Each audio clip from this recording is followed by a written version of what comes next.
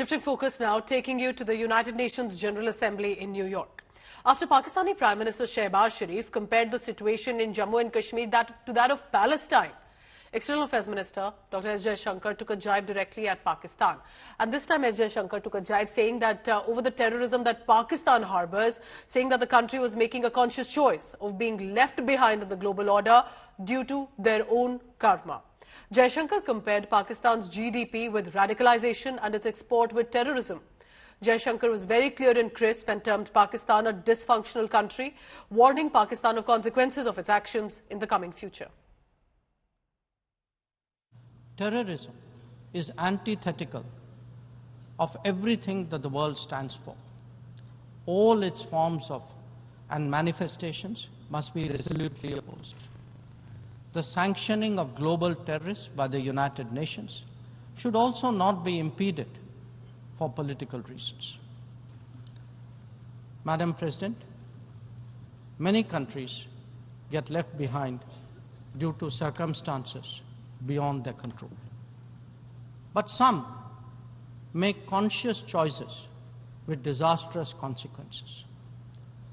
A premier example is our neighbor, Pakistan.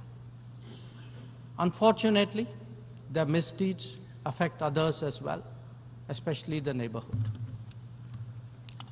When this polity instills such fanaticism among its people, its GDP can only be measured in terms of radicalisation and its exports in the form of terrorism.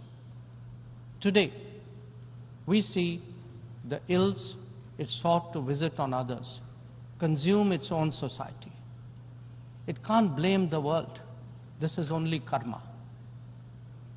Madam President, a dysfunctional nation coveting the lands of others must be exposed and must be countered. We heard some bizarre assertions from it at this very forum yesterday. So let me make India's position perfectly clear. Pakistan's cross-border terrorism policy will never succeed, and it can have no expectation of impunity. On the contrary, actions will certainly have consequences. The issue to be resolved between us is now only the vacation of illegally occupied Indian territory by Pakistan, and of course, the abandonment of Pakistan's long-standing attachment to terrorism. So clear and crisp and direct, the External Affairs Minister.